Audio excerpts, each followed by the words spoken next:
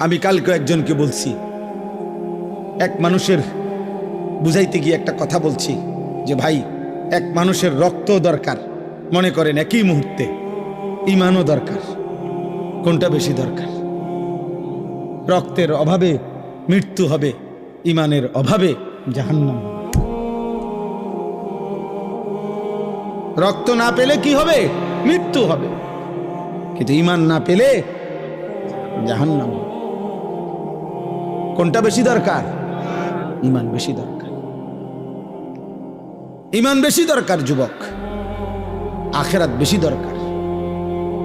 আল্লাহ তাআলা বলেন, আযাব আসবে বন্ধু, বলে দেন নিশ্চিত কেউ ঠেকাইতে পারবে না। সেই দিন চূড়ান্ত, যে দিনের দৈর্ঘ্য হাসরের দিনের একদিন 50,000 বছর।